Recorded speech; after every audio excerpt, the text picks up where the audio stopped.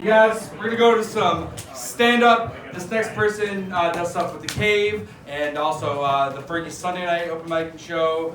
You can also follow him on Instagram at DMFXYZ on the Instas. Yeah. You guys give a fucking round of applause for David Feinberg. Hey, what the fuck is up, everybody? Hey, how are ya? Put your hands together for all the other teams and comedians that you've seen tonight, huh? Can everybody hear me okay when I do this? I will walk into the audience like this. I'm not afraid of you motherfuckers at all.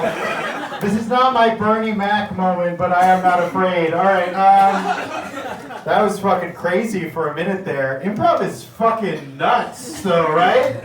Yeah. They were talking about holes the whole time. I was like, this is gonna be a fucking Jezebel article by tomorrow. This is not good. This is crazy.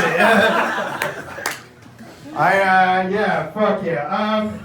It's very cool. It's very cool to be here. I gotta put my, I'm so fucking sweaty. I drank like 5 sips of a Coca-Cola, and that is my essence right now. Is I a fucking a nervous dude? Do you get it? I look like a shitty Allen Ginsberg. All right, very good. Can everybody hear me? I know that it sounded like a fucking New York Metro in here a little bit ago. Yeah. This sounds okay to everybody? Yeah. Clap your hands if this sounds good.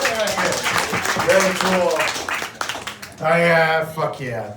I took the subway to get here today because I am a poor person. Put it up. Woo! Oh yeah. A shitty high five for a shitty life. All right, yeah. All right. That's enough crowd participation. All right, I took the subway to get here today, and my card reader thing didn't work, right? But this guy, he saw, and he swiped me through the thing, and then that guy in that little sad box, whatever sad existence that is, he tried to stop us, but I got on the train. It was fine.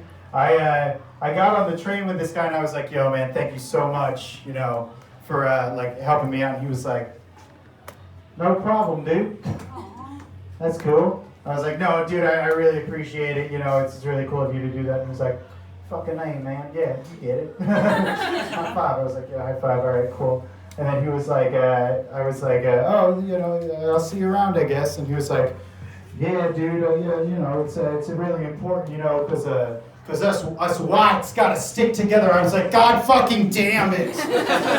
It can't just be nice. It's gotta be a lowercase t on fire at a local park." Is that what they're doing? Is it a local park where the KKK is hanging out? I don't know.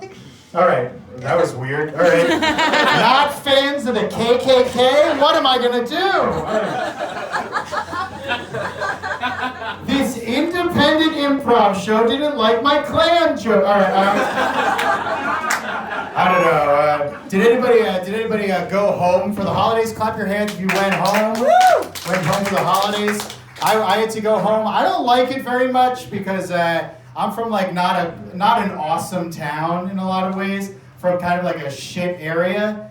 But the thing that I don't like about it is that it's like, you have to have those conversations that are like shaving little bits off of your life. Do you know what I mean? The little conversations that are just, "Oh, my dog met another dog in the park and they're in love," or whatever it is.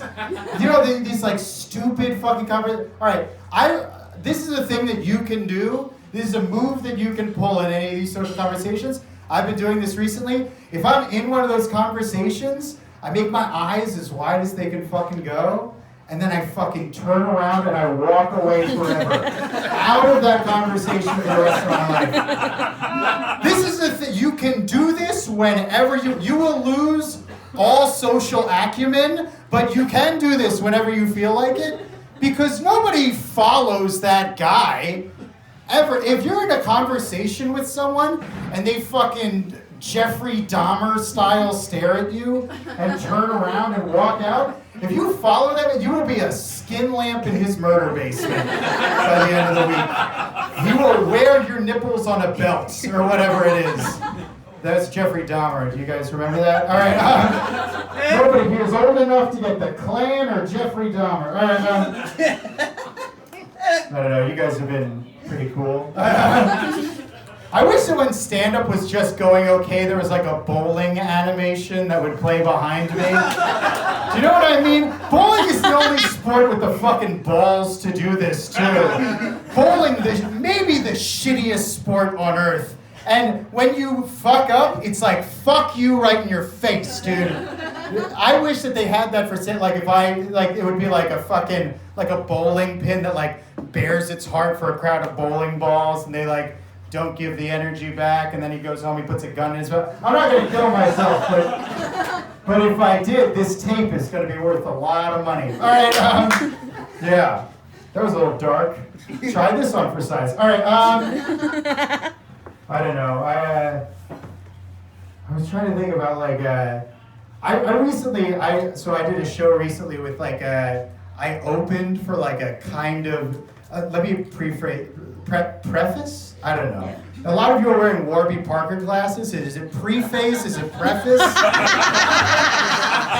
Help me! All right.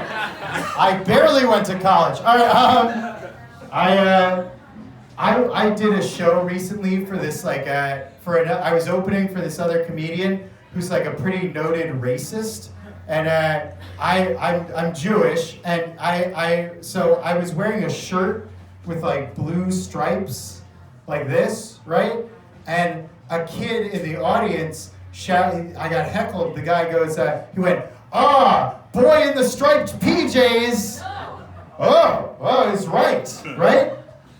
This is the thing though, some of you may have realized, it is not boy in the striped PJs. It's boy in the striped pajamas. I don't know much, but I know boy in the striped pajamas goes to Auschwitz by cattle car. But boy in the striped PJs definitely goes by choo-choo train. Do you know what I mean? That thing runs, that is on cotton candy, my man. It still goes to Auschwitz, but it runs on cotton candy. The smiles and children on the Auschwitz train. All right. It's fun because you don't get to laugh at that in other situations. All right. I don't know. A lot of people, I get the main criticism that I get is that my stand-up is very dark. But I will reassure all of you that kindness is boring. Kindness is very boring. Have you ever been to a soup kitchen? It's the same thing every day. All right, never mind. Could you imagine if I doubled down on that? I was like the anti-pro-homeless stuff. I'll never say this ever again. All right, I'm sorry I even tried that. I don't know. Oh my god, all right. Can we pretend like I didn't just forget the punch of one of the other jokes and I can just jump back into it? You guys are cool, right? All right, so this is the thing. All right, normally this goes with the thing about shitty conversations. Here's the thing. All right, I was talking to a friend of mine the other day, and she was on a date. She was telling me a story about this date that she was on, and she wasn't liking how the date was going, right? So she was walking with this guy through Rittenhouse, and so he was like talking about something that she found very boring, I guess. And so they're walking along, and he was talking about like coding or something that no one gives a shit about. And so they're walking side by side, and they got to like a barricade of some kind, and she just fucking crouched down, and he kept walking. Just away. Probably to link up with another girl and just walk away. I was crazy. Is that not fucking insane to all of you right now? If I disappeared and my like glasses hit the ground or whatever, it would change all of your lives forever. Your relationships with God would be different. Everything, or astrology or whatever it is that you people do in this South Philly ballroom. This looks like a budget David Lynch kind of thing. Isn't this one when what kind of presentations go on here, by the way? All right, guys, the company's shutting down, okay? This is how we're doing it. We're gonna burn the place down. Okay, here we go, all right. This is like an element of whimsy, right? Okay, is anyone coming up the stairs or anything? Because if All right. I just want to do one thing where we go like this, and then I go like this, and everybody applauds. All right, ready? Ready? Okay. I'm gonna edit this on Instagram. You guys are gonna look like fucking idiots. All right, ready? Ready? Okay. Here we go. Ready? Like I'm Elvis. Like as it goes out. Elvis, shut the fuck up.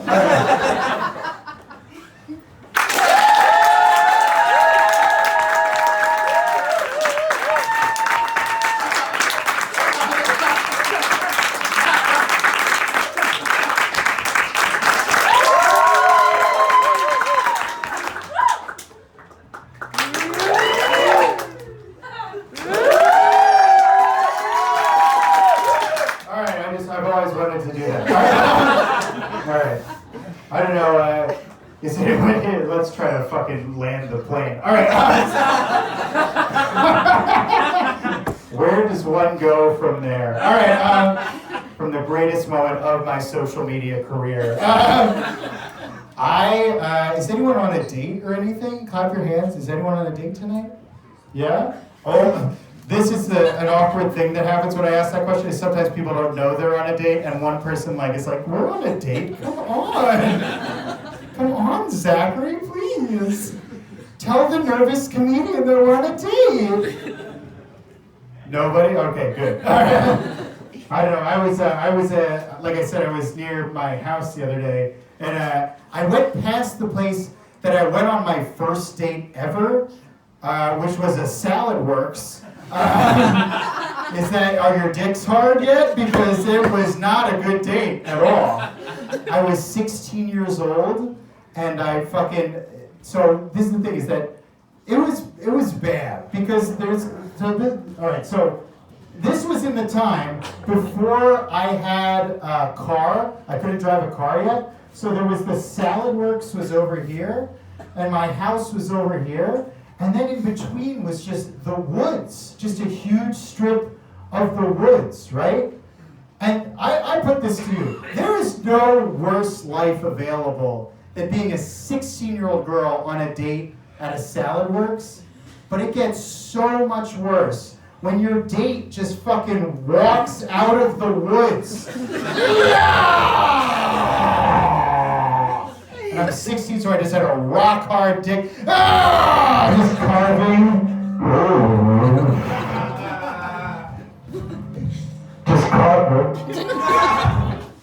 Just carving my name into Toyota Priuses with my 16-year-old dick. That line works better when the devil doesn't come out of the sleep. Whatever is fucking happening. Is everyone cool if I just project like this? Can everybody hear still? All right. I don't know. I was thinking about it the other day, and no one goes out to try to fuck me. Do you know what I mean? No, I always say this, no one's going out, getting ready. There's no group of women in a bathroom somewhere who are all, powdering their faces, and they're like, oh, I hope I meet a guy tonight who's nervous around skateboards or whatever it is. Oh, I hope, you know what, Donna, tonight I hope I meet a boy, and he's felt really, really, never felt confident in a Halloween costume before. Donna, you know what, tonight, I'm going out and I'm finding a boy where every time he moves to a new apartment, he cries. And he has to cry that night.